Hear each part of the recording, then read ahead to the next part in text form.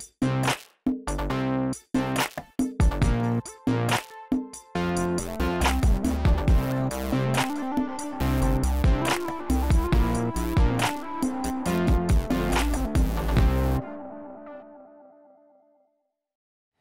everybody, it's Norm from Tested. And it's Jeremy from Tested. Welcome back to Projections, our show about virtual reality, augmented reality, and mixed reality. Mixed reality. So a lot of companies try to mix reality, combining VR and AR, a couple different ways. We've seen, for example, the HTC Vive. The first one had a camera pass-through system. Hardly mixed reality. A camera pass-through, which almost nobody really ever used. That was a two-dimensional image that would be overlaid on top of your VR space. Yeah, and actually in later versions in Steam VR, it would actually be like attached to your controller. It's like a small window into the world.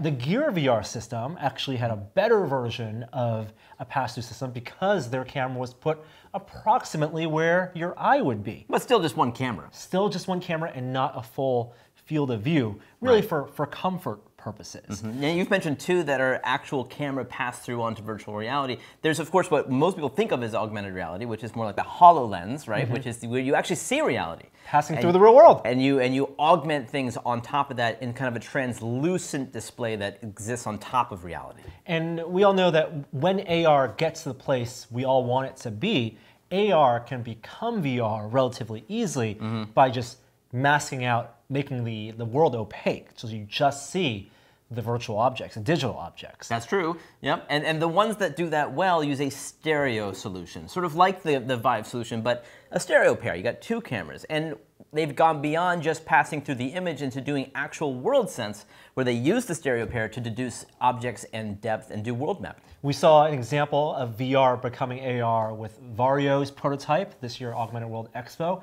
And then recently we were able to check out the ZED Mini.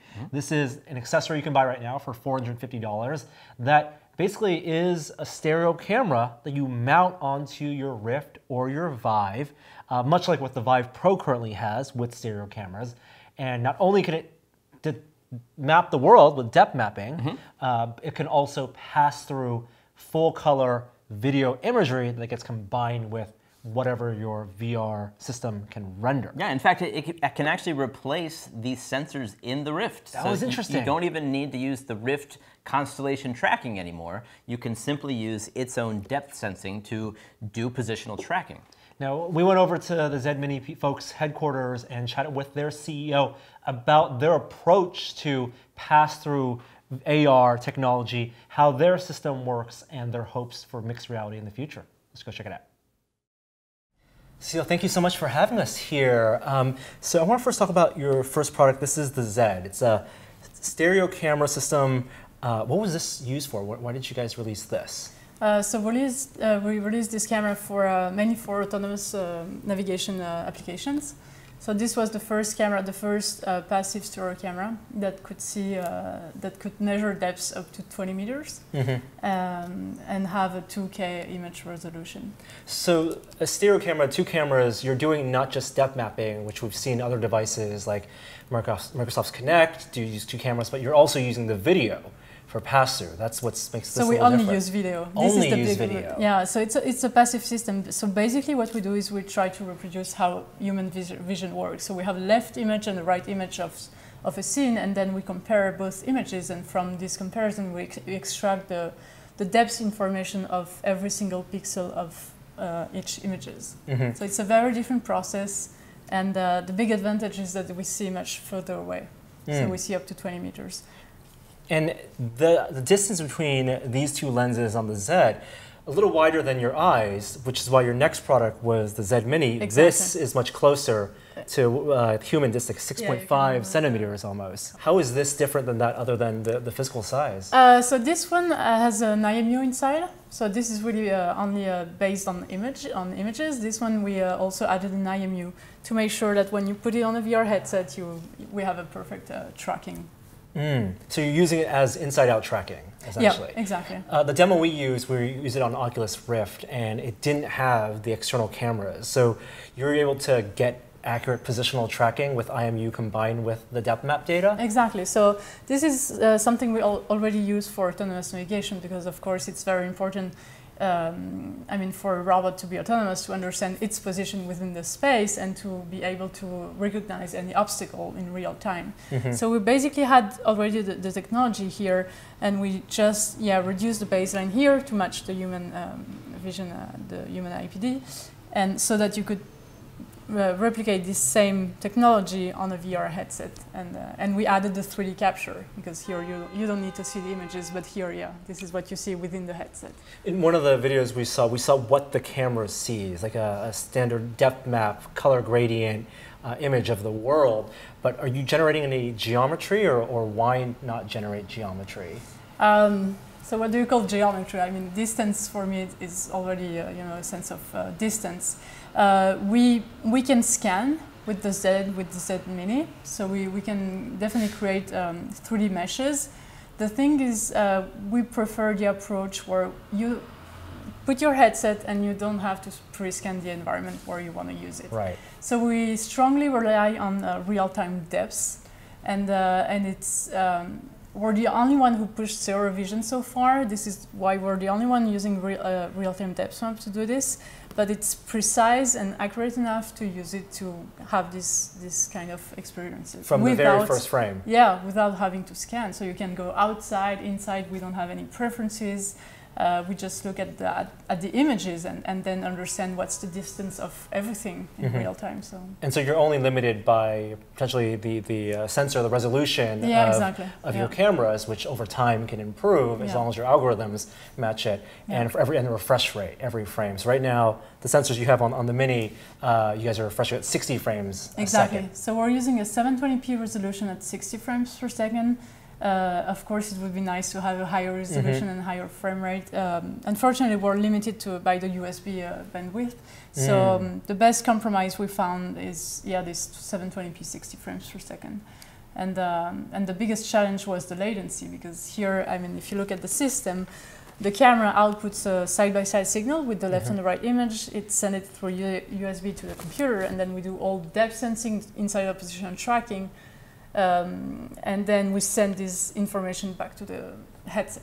So you can imagine that it's a pretty big challenge in terms of computer vision. So we developed our own kind of time warp technology, so that when you play, and I guess you didn't feel that the latency was, I mean, it's pretty good. Yeah. And so we developed this very unique technology so that you don't feel this latency. So basically we're compensating for rotational latency. And does that also get eased when you integrate augmented objects, virtual objects, which are running at, rendered on a computer and running at the highest frame rate possible?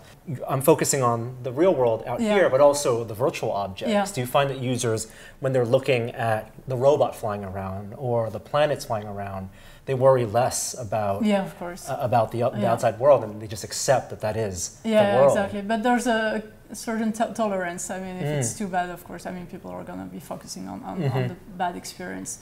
But here, people are pretty excited by the experience, and even though the resolution and the frame are going to be improved, it's already. I mean, people are very excited. It's actually used a lot for simulation purposes, so military application, defense, medical training.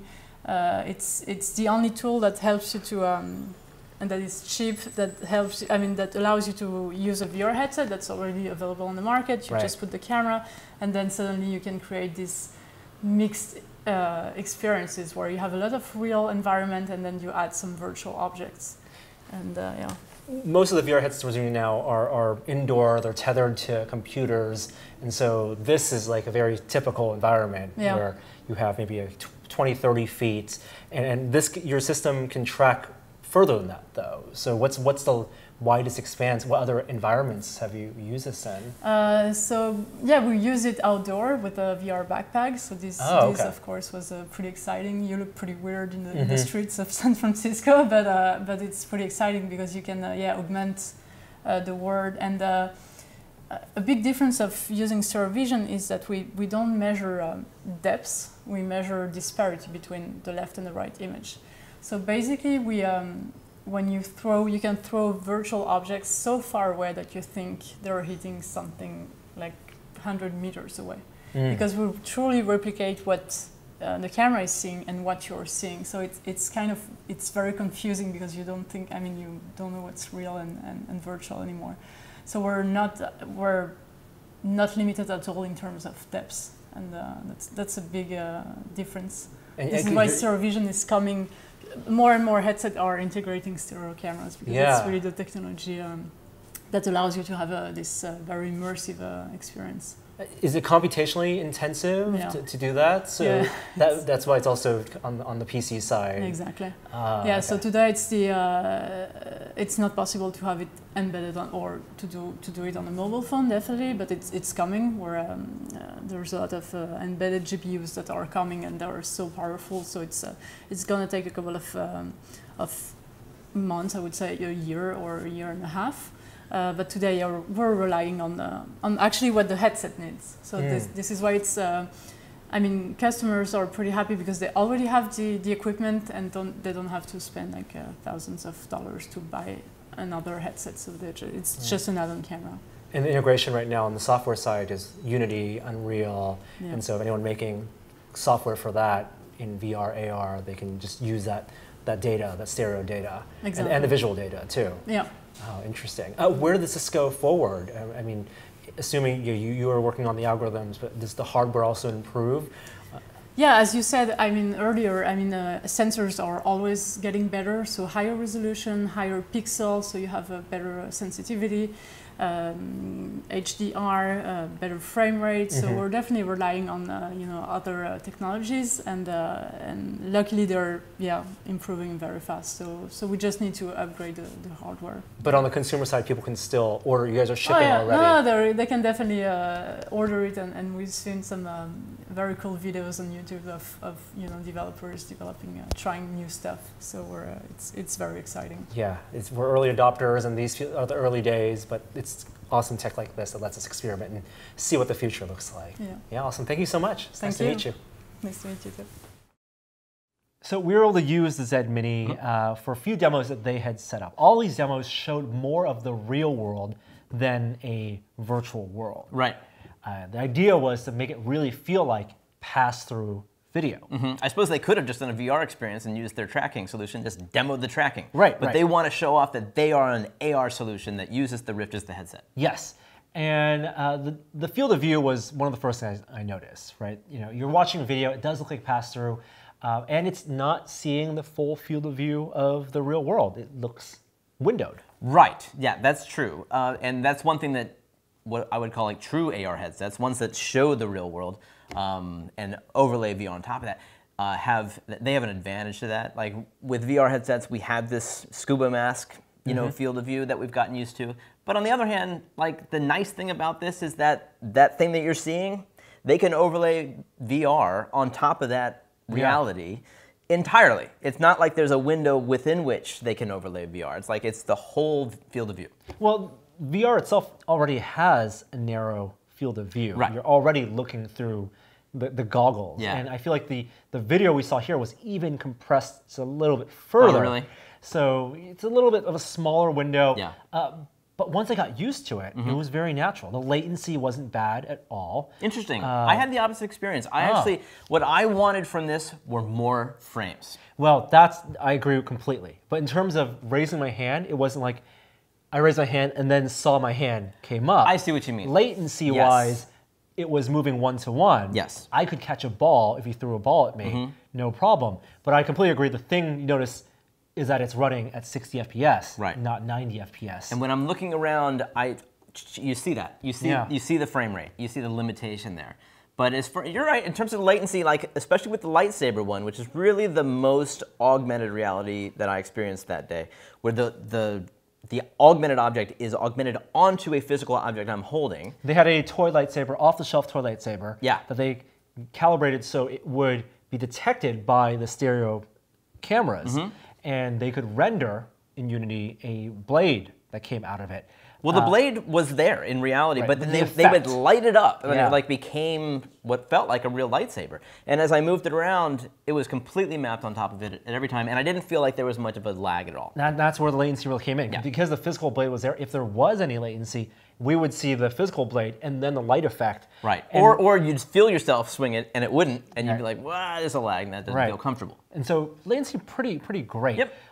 To me, it also felt like if you've watched stereo 3D video, like good 4K stereo 3D video that's running at 60 FPS, it was like watching that, except being captured in real time. Right.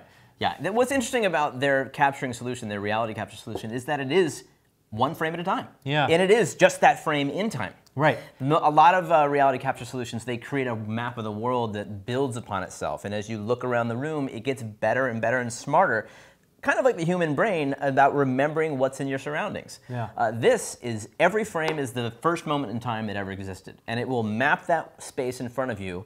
And then the next frame, it will do the exact same thing from scratch. Now that has advantages and disadvantages. I would think like the one advantage is it works instantaneously. Yep, there's no onboarding time, no learning time. Any environment, outdoor, indoor, as long as there are objects in the near field and the far field that you can sense depth, whether it's your hand or a building, it's going to work. You go to a new location, there's no training. It just works. And it's per pixel, right? It's exactly the resolution that it wants to show you. Right. So that's all it needs. And I was surprised by the depth resolution that it's capable of. They were saying that it works, pretty far away. I want to say like 50 feet away, they can still discern how far away objects are. So that when there was one game where we were hitting these robots that would come toward us, and they would fly off into the distance, and they would legitimately hit the wall. Yeah. Depending on which direction you hit it, it would hit the ceiling or the wall. So it did a pretty great job of that. But it doesn't know what's behind the objects. It can't tell. The occlusion. Right. Right. Yeah. It can't. It just assumes everything is flat planes. If they had a robot flying around, if it saw a person, it could fly behind the person, but wouldn't know if that was like a bookshelf. This would be a great benefit of a learning system. If you could actually, as you looked around the room or walked around the room, it would actually learn what things are. Another limitation of their system is that because they're doing per frame analysis, it's pretty computationally heavy. I bet. So this is why it's a tethered system right now. It may not be practical for mobile systems going forward. In addition, they're also limited by the bandwidth of their USB connection, which is something they told us over and over again. Oh, I wish they didn't go with USB 2. Yeah. They're limited to 720p at 60. At 60, yeah. And if they had just, maybe it must be a cost factor. Because if they had gone with USB-C, they would have had so much more bandwidth available to them. They would have been able to use higher resolution cameras, which again would add more cost to it. But really, it's those frames that I want. I want those sweet 90 hertz that those displays are capable of. I think with the setting expectations, this helps set our expectations for what pass-through video AR could look like. And hopefully camera lenses will get better. You get better dynamic range. So when you look around, you won't get blown out images. But right now, it basically is like watching a 3D stereoscopic video in real time, which is kind of trippy. Like it doesn't look real because it looks like video, but it is real because you're in that room and everything is one-to-one. You can hold objects and see a virtual ping pong table in front of us and play ping pong. And if there's somebody, practically speaking, if you're in virtual reality and you could imagine someone walking into the room, you want to engage with them, it'd be nice if you could see them, wouldn't it? Like you wouldn't have to take your headset off. There they are. You can actually make eye contact. Well, they can't tell. And that would be a huge benefit. None of these applications had showed off what the real world can bring to VR. It showed more what VR can bring to the real world, like what AR, essentially putting digital objects in the real world. Right. I would love to see a system, a pass-through system, where you are mostly in VR, mostly in a digital space with objects in the real world. I wonder. Popping in. What did you think of the table tennis, of the ping pong game? That I felt was interesting because it was two players engaged in the same augmented reality. Yeah, using Steam VR with Vive headsets. And like right now, you could get multiplayer in one location, Steam VR setup. You just got to share the configuration files. So they're mapped in the same place. But it definitely enhanced the feeling of ping pong. I mean, I could see you. Exactly. I couldn't just see the VR space, and I saw some virtual avatar. I saw you, and I could see the table. The game wasn't that great, but I think that's probably a software problem. It was neat to be able to share that augmented space. However, I don't think that this is a product for consumers, right? I think that this is probably a product for developers who want to get a jump on what is inevitably coming from all of the majors. Or maybe location-based experiences where this is an easy way to onboard people to VR because they're familiar with the real world. They don't have to feel claustrophobic and trapped like they're in some space, even though there's a sense of presence. Right. Yeah. So very interesting. It is a product that's available now. We probably won't be diving too much more into it, but it does give us a glimpse into pass-through VR and its current state, and good luck to them and their future endeavors. That's it for this week on Projections. We'll be back next week with some game reviews, game discussion, so stay tuned for that. But until then, thanks for watching, and we'll see you next time. Bye.